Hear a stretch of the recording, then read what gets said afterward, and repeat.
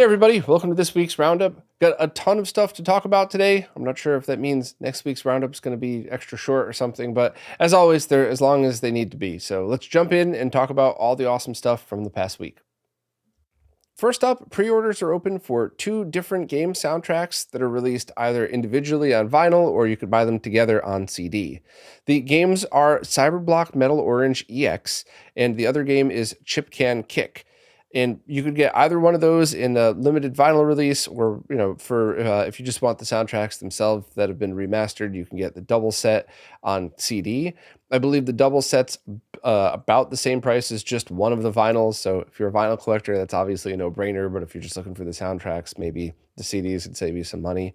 And the game Cyberblock Metal Orange EX, the soundtrack was actually sourced from a Sharp X68000, and all of this was mastered from or worked on from Jeff from Martial Art, who I did an interview with a while back. So if you're into these games and you want these vinyl soundtracks, you probably already are going to buy them anyway, so I'm not going to waste any more of your time. But if you want more info, definitely check out Crystal's post and consider listening to the interview I did with Jeff, because he really goes into detail about about what goes into making these vinyl re-releases and how much effort is put into making them sound as good as possible. So I'm always a fan of this stuff, even if I don't know the games for the soundtracks that are they're released. I bet a bunch of people listening right now do know these games and probably want them. So thanks to Crystal for writing this up.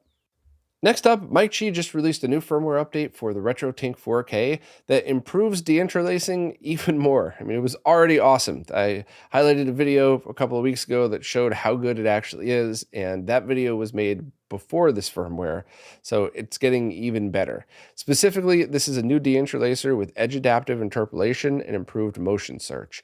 So essentially, anybody who watches any 480i content, video games, TV, movies, whatever, if you have this firmware update, you should notice an improvement in that video quality in almost all cases. I should actually have that Tink VHS video done for next week or the week after as well.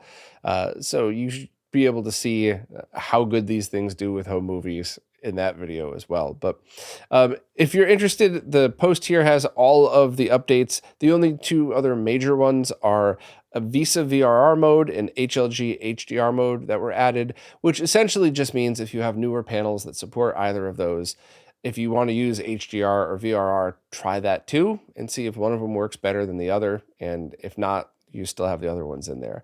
I'm not sure if a lot of people would benefit from those, but it's always awesome having these options. This might be one of those things that isn't so important today, but a year from now, all TVs will be using it. Who knows? I'm just happy that Mike was able to integrate it.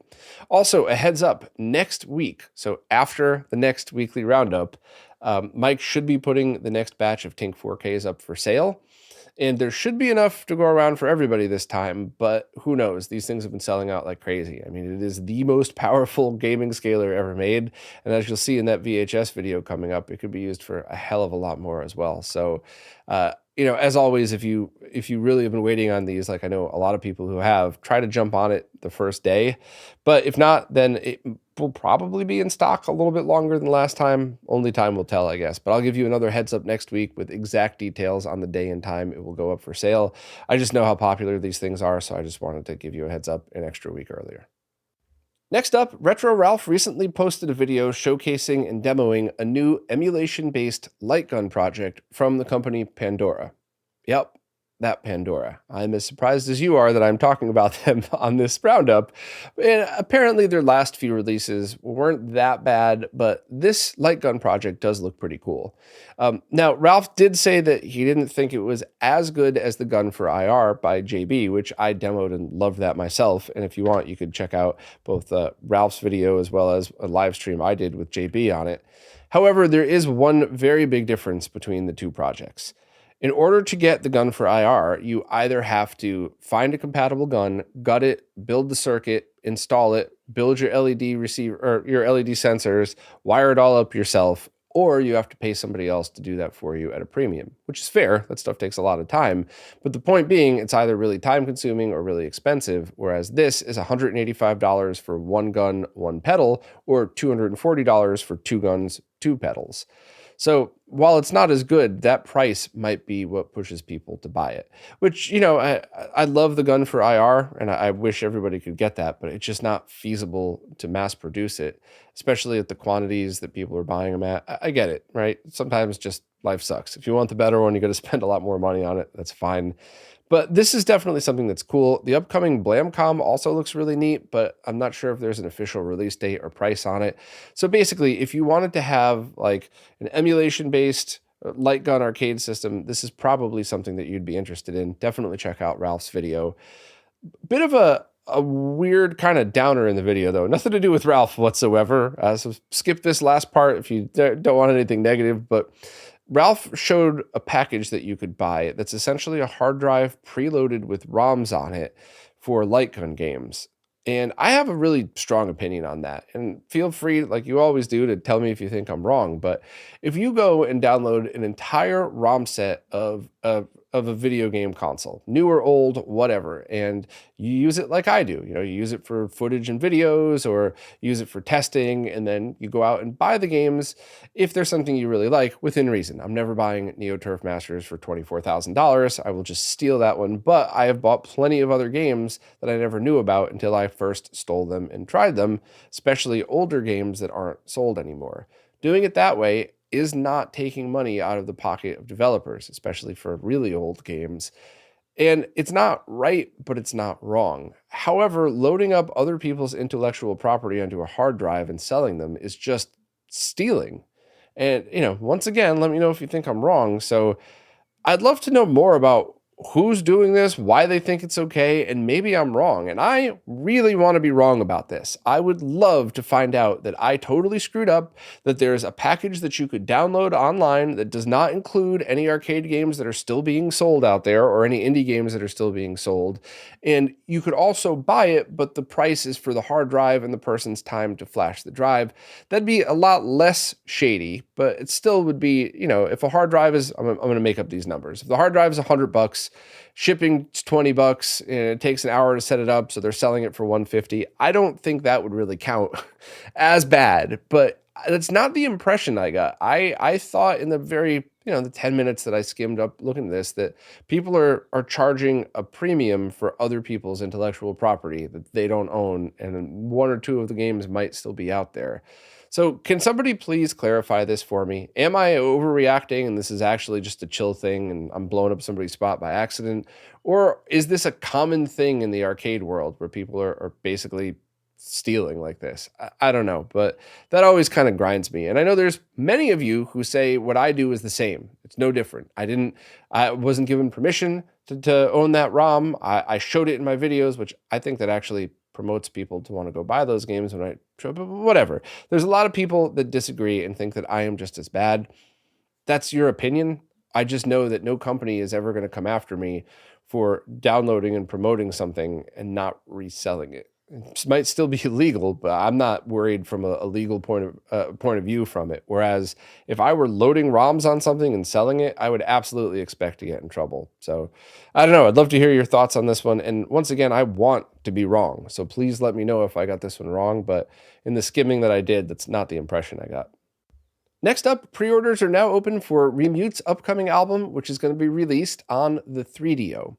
If you're not familiar with Remute's history, he's a musician who the past few years has been making albums on video game consoles. So these aren't MP3s played on an FPGA through the cartridge ports, or CDs in this case. It's actually generated to use the chips that are inside these consoles so that when you play them, it's essentially like games from whatever era that was for that console.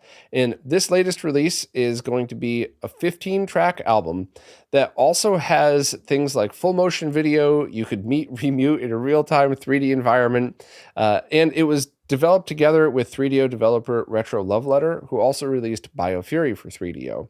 So you can get the Digipack CD-ROM edition, a deluxe VIP edition, and it also comes with a bunch of other artwork and stickers and stuff like that. And there's also an ultra deluxe VIP edition that has everything else plus a hand-signed Remute 3D aluminum print.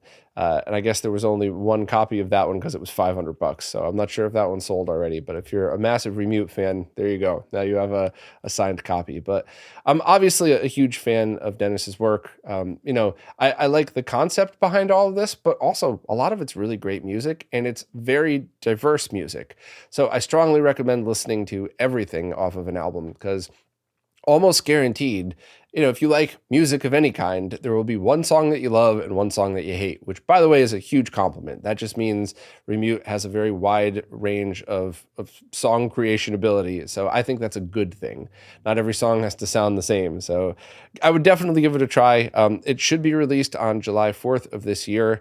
And all of these releases have been on time the past couple of years. So I think you should be good to go. But yeah, I'm excited to see this. And I'm pretty sure they're going to be pressed releases, not CDR. More on that later.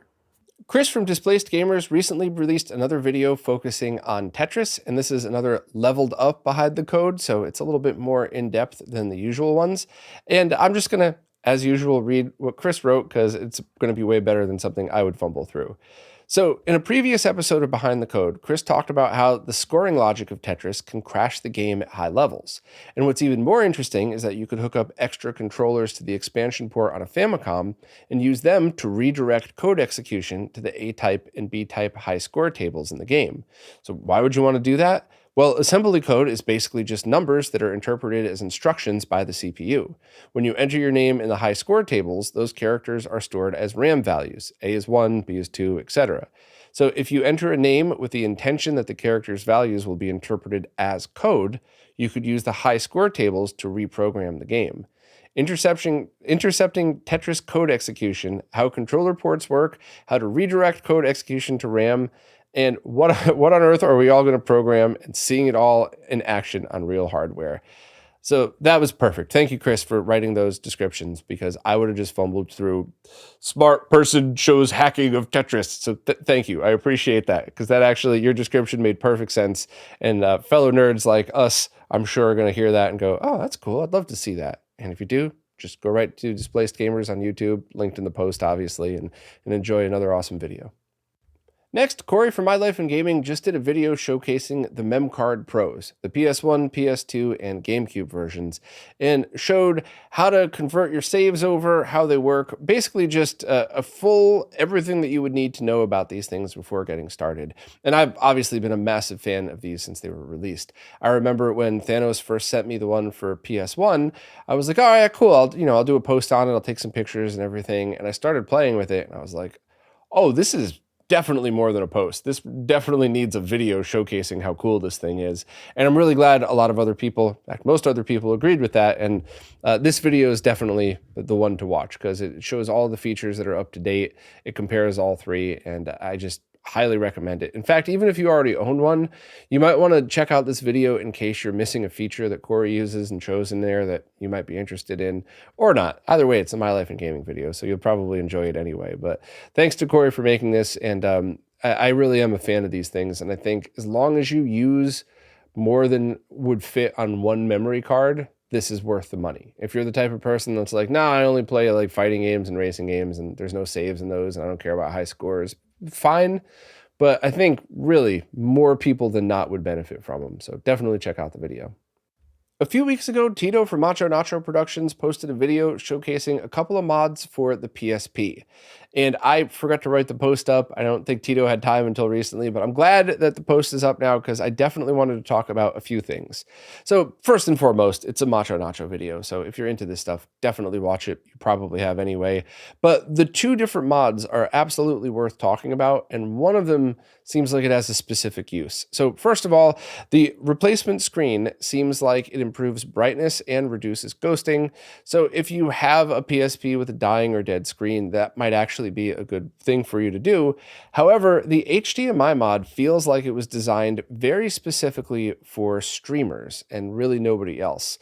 And the couple of reasons for that. First, there's a lot of lag. Tito doesn't do a high-speed camera measurement, because he didn't need to. He can show you just, you don't need an LED for this. You could just see in the video that there's a bunch of lag.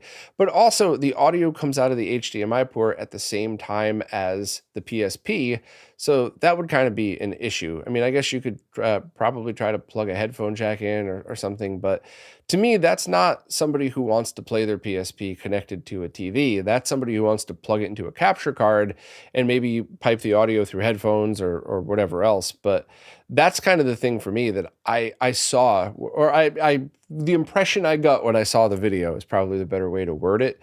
So I strongly recommend checking it out. But if you're a streamer who wants to stream PSP, this is definitely something to consider. But if you just wanted a cool way to consoleize your PSP on a flat panel, I don't think this one is for you. But Tito covers it in detail and shows all of the reasons why you may or may not want it. So absolutely check it out if you're a fan of the PSP. Next up, Electron Shepherd is now selling a device that I have been begging people to build for almost 10 years, and I'm excited to talk about it, but I'm going to do a quick rundown first, and then you can skip the rest if this isn't for you. Essentially, it's a box that could plug into all Super Nintendo and N64 consoles that passes through the multi-out connector, so you could still plug in your multi-out, whatever cable you have, but also breaks out composite, left and right audio, and S-video, and it's fully buffered, so you could use all of these at the same time. So if you're somebody whose setup is already complete, a full RGB setup, a full composite setup, whatever, or if you're somebody whose setup is complete, including multiple outputs, maybe you pass RGB through your monitor into a scaler, maybe you have like a G-SCART with 2 outputs. If that's you, then this is useless to you. I mean that with love. I just want to be blunt and honest. But I think a lot of people might be interested in some of the other things you could do. And it might even be one of those things where you kind of shake your head now and a couple days from now, you're like, you know, I think I could have used that. So stick with me if you want. If not, skip to the next section. But this is a device that comes in a molded shell that plugs into the back of all of these different consoles and is fully buffered. That means that the Nintendo multi-out could safely be used at the same time as the composite and S-video outputs, regardless of what type of cable you have, because the Luma and composite video are buffered through a chip. So that means if you're using composite video out to a CRT and you have a sync on composite RGB cable or HD RetroVision cables going to your scaler, that will work. Same thing with sync on Luma cables, or if you just want 2 S-video outputs or 2 composite video outputs, you could safely do that. One using, you know, the multi-out cable and the other just a standard cable. Also, if you just want, and if you have a full RGB setup, but you want to grab a CRT for light gun games or for nostalgia, you don't have to worry about hunting down a different set of cables. You could just get any shielded S-video, composite, or audio cables for this. Now, the box itself is manufactured in a way that it should fit perfectly with all of the different consoles. On the Super Famicom and Super Nintendo, it just fits. There's feet on the bottom for proper strain relief. And on the SNES Mini, you have to put in 2 rubber feet that come with it. You just pop them into the bottom, and those feet are tall enough where it creates the proper strain relief for the Mini as well. And definitely do that, otherwise you'd put too much strain on the bottom of the connector.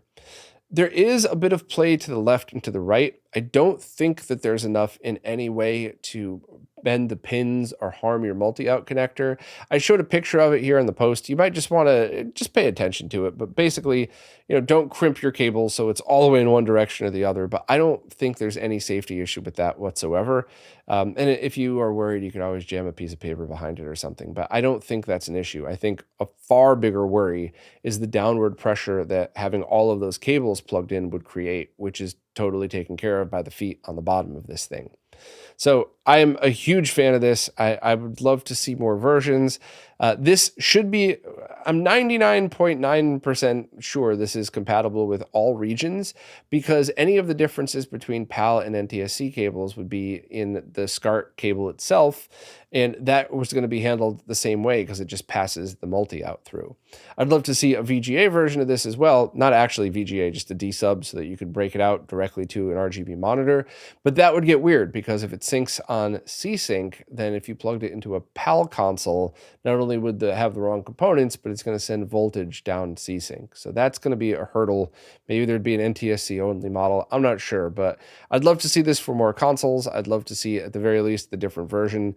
And one other note is I didn't have a chance to test it on the N64. However, Electron Shepherd has a picture showing that it should be safe. It does kind of stick out the side a little bit because of the placement of the multi-out, but just a reminder that this isn't going to magically create an RGB output. It's still just going to pass through the multi-out. So if your N64 is not RGB modded, you could still get dual S video and composite safely at the same time with this, but, or actually, yeah, you could get both of those things. You just wouldn't get RGB unless you RGB modded. And the only other note is there are some PAL versions of the N64 that you have to do a mod for S video at all. So still just something to mention. If you buy this for your SNES console, you can use it for the N64. I'm not sure this would be a main focus for N64 users, but please correct me if I'm wrong. Maybe Smash players, this is a very easy way to run one composite out to your CRT and either composite or S-video to something else, to your scaler or whatever. So I don't know. I'm a huge fan of this. I think that this is going to be a good idea for a lot of people. But like I said at the very beginning, not everybody. So take a look, think about it, see what you want. They're in stock now, or at least they should still be in stock. But I'm excited to finally see this because I think this is going to be a help for a lot of people, especially people who want dual simultaneous safe output. Now it's time for this week's Mr. Updates, care of Lou from Lou's Retro Source. As usual, I'm going to skim through and just add my thoughts where I feel like it, but please check out Lou's video for visual examples and a lot more details. First up, Taki Yuden posted a video about a DE10 Nano clone that's supposed to be 100% compatible with the Mr. FPGA project. No porting of cores necessary, 100% software compatible. And the pricing should be $99 for it. So I watched a couple of videos on it. I saw the overview and I think it is absolutely awesome. Now, to be clear, clone is both a fair and unfair word to use. This isn't like stealing somebody else's design. That DE10 is a reference design from Intel that's made by Terasec. So this isn't like somebody stole a project, but clone is an accurate word in that it should be one-to-one software compatible. So that essentially means that you should be able to have one of those really nice IO boards and a case and everything, including this, for far cheaper than the current DE10. I would say at least $100 cheaper.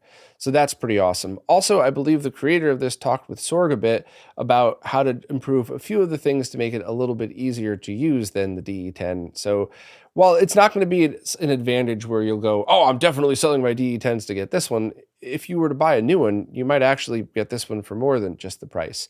So that is really exciting. I'm very, very much looking forward to trying these. And I don't know. I'm not sure if they're going to be sold by themselves, if they're working with other people to do IO boards, if they're just going to include Sorg's new 24-bit compatible one. I don't know, but I want more details because this thing sounds very cool.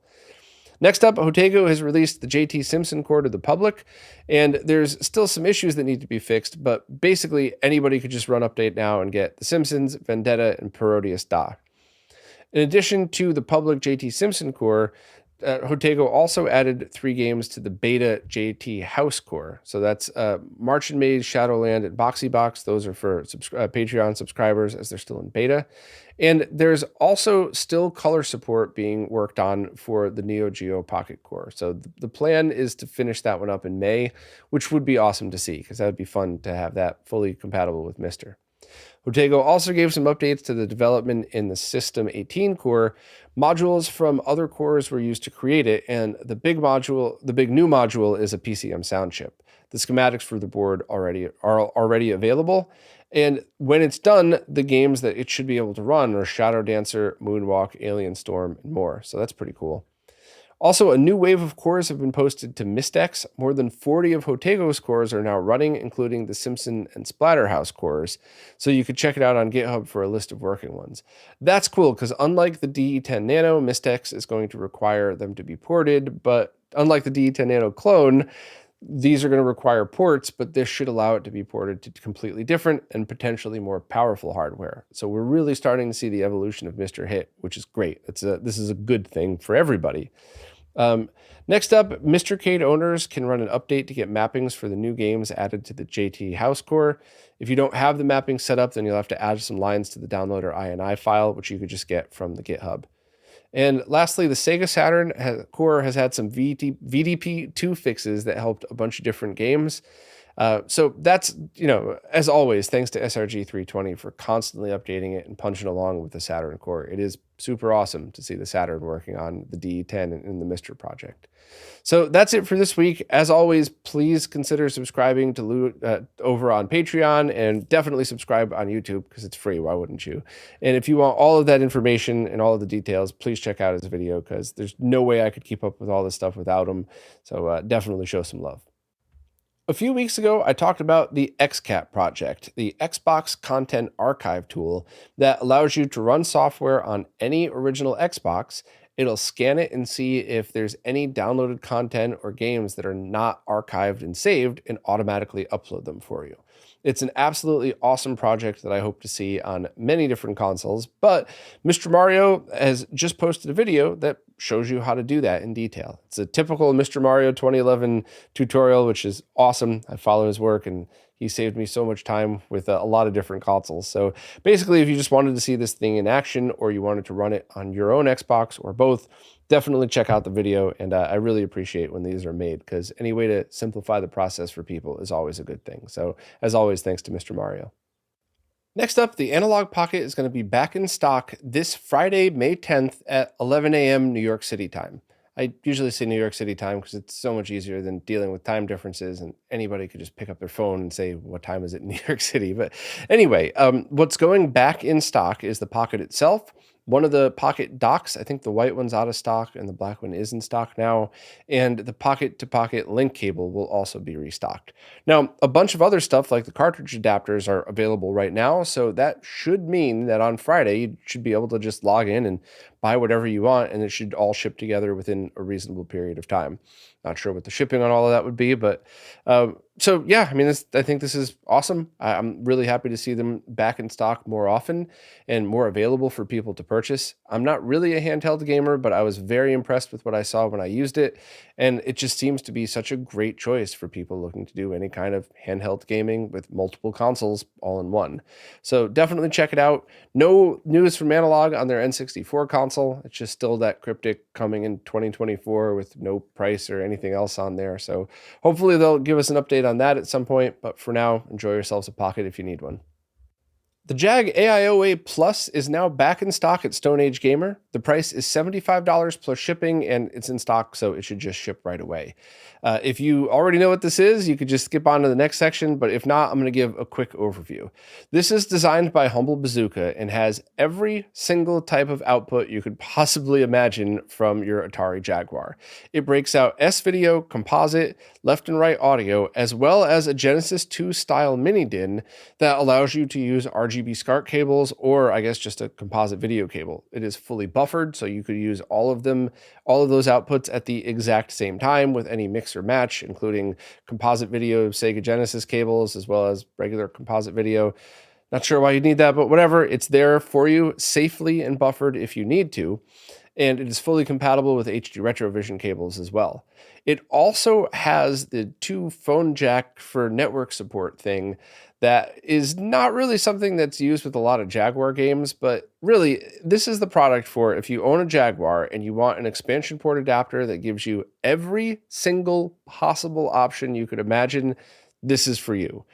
There are cheaper versions available that don't have the phone jacks, so I'm not sure if any of those are in stock, but I did a full deep dive of this thing a while back.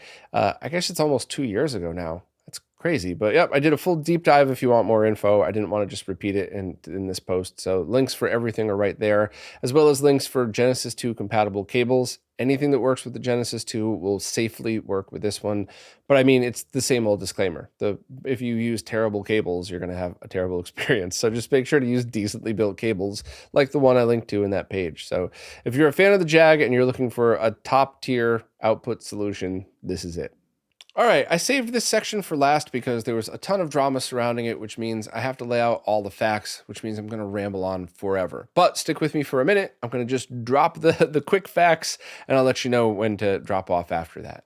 The situation was that Limited Run Games shipped the game disc of a re-release as a CDR. The game was a 3DO horror game called D, and while other discs in the set were normal pressed discs, pressed meaning manufactured in a facility the same way, mainstream discs, CDs, games, whatever were made since the 90s, The other discs were pressed, but the game disc was a CDR. So people got rightfully pissed off. They blew up on the internet, and then Limited Run Games in about a day came around and said, hey, okay, we're going to refund everybody, or you could just wait and we'll get a replacement disc out to you. So that's basically the facts. Todd did a great job in this post, kind of laying everything out. If you want a lot of details and a fair perspective on it, definitely check that out. And I'm about to go into details as well, but if you don't care, or if all you wanted to know is the short version, feel free to drop off. There's nothing after this. So just, be warned, I'll probably ramble because I feel like I just need to make sure that I let you know everything I know so you could make your own opinion. So let's break it up into why are CDRs bad, how did this happen, and what they're going to do next. Why are CDRs bad? First and foremost, not all 3DO consoles can read CDRs. I had a model back when I first started RetroRGB that wouldn't read CDRs at all, even though the laser was fine, it read retail discs fine, it just wouldn't do it. So that means if you bought this game and you had an incompatible model, it would just spit the disc out as if it was a bad burn or a bad disc or something like that. But also, CDRs don't last nearly as long as pressed discs. Cheap CDRs won't even last a year. Remember those like 100 for $1 Staples brand CDRs? Those don't last at all. And pressed discs last far longer, even far longer than high quality CDRs. But also CDRs put more of a strain on your laser. Those 100 for $1 Staples brand ones probably put a lot of strain on your laser, but a good quality CDR burnt with the proper methods would put a little bit more than a pressed disc. However, now we're talking about consoles that are 30 years old. So that little more strain is going to matter now more than ever. So that is definitely a concern. Also, there is the stigma of why did I spend all this money on a special edition official re-release when I could have burned the same exact thing in my own drive? That's a very fair opinion. But I think the number one thing that people were complaining about that I understand and agree with is no one was ever told it was a CDR. So I think if they had said, hey, we're having trouble with this, it's going to have to be a CDR. We could refund you here if you don't want it, or just accept the CDR. I think there would still be upset people, but I don't think it would have hit as hard because it kind of felt like, whenever you get, I don't want to say scammed, but you got tricked, right? You didn't get what you expected. It stinks. So that's why this was an issue. And I agree with all of those things. Shouldn't have done it. So how did it happen? There's actually a couple of things on how this happened and how it could have happened other times as well. For this exact one, where it happened with D, was they got manufacturing samples and they tried it in the 3DOs in their office and it just wouldn't work. So they contacted the manufacturer and said, hey, these don't work. And they sent him a couple others, and the ones that worked were the CDR. So, of course, this could have been a million things. It could have been a problem with their consoles. It could have been, we're talking about 30-year-old equipment. It could have been their mistake. It could have been the manufacturer's mistake. A lot of things happened. But then they decided, okay, the CDR works for us, so that's what we're going to make.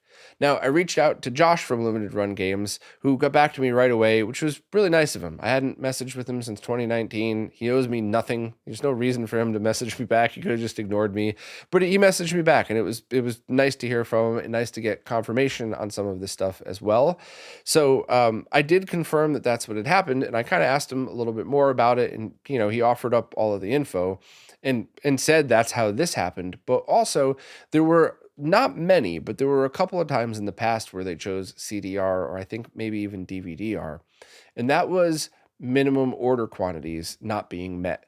And that's not going to happen again. I'll get to that in a second. But I did want to just at least relay what Josh had told me about that. And also from my own experience as well, I could tell you without a doubt that there are different price tiers for stuff like this. So for anybody that doesn't know, I have a background with a company that did design and manufacturing of medical grade computers. It was a small company, so I kind of wore a bunch of hats, and I worked heavily with the manufacturing side. So this is kind of why I have a much different perspective on this than a lot of people who respectfully just buy the media for stuff like this, because I kind of see what goes on. I've absolutely been in a scenario where I either had to delay a project or ship it to a customer in a way that worked, but wasn't necessarily right. And I've made the correct move with that sometimes, and I made the incorrect move. And I've had to sit around a table in person in front of customers and explain to them that I was the one that made the decision, that made the mistake that cost them a lot of time and money. And it was pretty life-changing. You don't forget stuff like that. So I get it. I've been there. But I also understand the next part, the MOQ thing. If you open pre-orders for something and you have a minimum order from your manufacturer, it doesn't matter if the number is 500, 5,000, whatever, you have to hit a minimum. If you don't hit that minimum, your only choices are to get the entire minimum order made and then just have all of those extra media or whatever your manufacturer is sitting on a shelf and hope they'll eventually sell, or you look for other methods. So that's the scenarios in which a handful of other times they chose CDR or DVD-R is when there weren't enough sales to justify it. Once again, I understand that people might be upset that they didn't know that, but that's at least the explanation. I do want to address, I didn't ask Josh about this, but I do remember last time I dealt with CD manufacturing was over 5 years ago, but if you hit those MOQs, it's the same price or cheaper to make those discs, at least it was 5+ years ago, than it would be a CDR. So it wasn't a cost thing. It wasn't like they were trying to save 2 cents on a disc. And on the flip side, if you try to use CDR for what you could have used for your MOQ on something else, you might end up spending more money on that. So it wasn't a money thing at all. It was only just minimum order having, well, I guess it was a money thing because then you'd have to lose all of the money from the games on the shelf. So that's how it happened this time and the previous time. Once again, I am just being objective. I'm adding my perspective. You could form whatever opinion you would like on it. There are many ways to look at this and many correct ways to look at it. Josh also wanted to address what they're doing next. He said that absolutely they are only doing pressed discs from now on.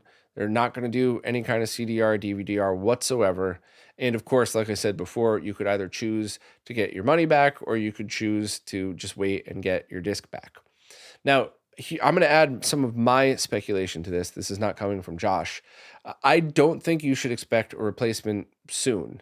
In a perfect world, you would call the manufacturer and say, hey, make those again, run them tonight and ship them tomorrow. But that's not how stuff works. Usually you have to restart the manufacturing process, which can take months. So, and that's not a limited run games thing. That's all manufacturing processes. Maybe the manufacturer could step up and slip it in on a night shift or something. Who knows? But it's not usually something that you could just flip a switch and have happen. I do hope that their refunds would happen on the sooner side, of course, because there's nothing stopping them for that. But if you do want a replacement, I would just be realistic about it's not going to be overnight. Or maybe I hope I'm wrong, but I don't expect that. I also wonder what this is going to mean for future limited run games releases. Once again, my opinion, Josh didn't say this, but what are they going to have to rethink some of their not as popular, more obscure re-releases, knowing that if they don't hit the minimum order, they still have to pay for the full amount? Is that going to mean we don't get as many of the weird, cool stuff that we already, that we are kind of used to from them sometimes? I don't know. I don't know what that means. I do hope that, if there's something that's super low quantity, they would consider at least telling us, hey, we could only make this if it's CDR. What do you think? And I think a lot of people would still say yes, but also a lot of people would say, hell no, I'll just burn my own CD. And that's, both of those are totally fine. So that's just kind of my arm's length, trying to be objective, drama-free, letting you know what happened.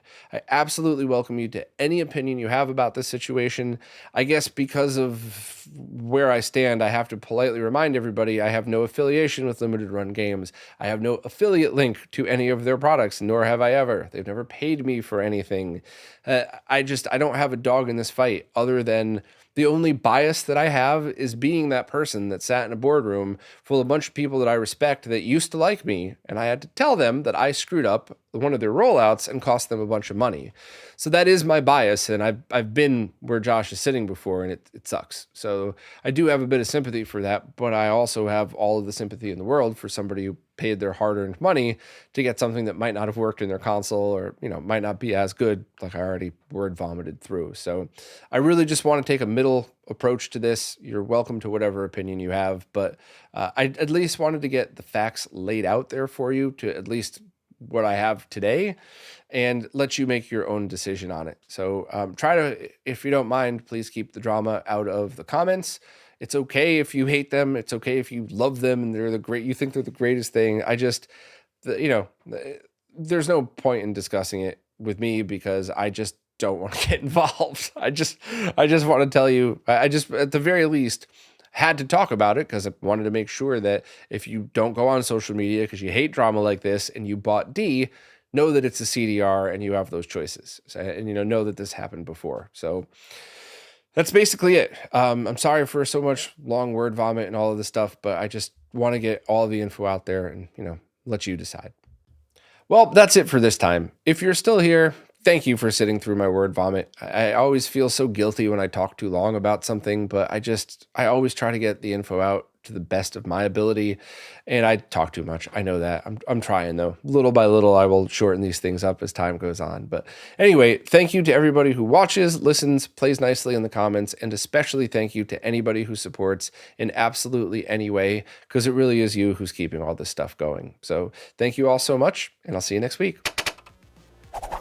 This week's Roundup is brought to you by Neo Paradigm Entertainment, connecting Southeast Asian influencers with opportunities in the West.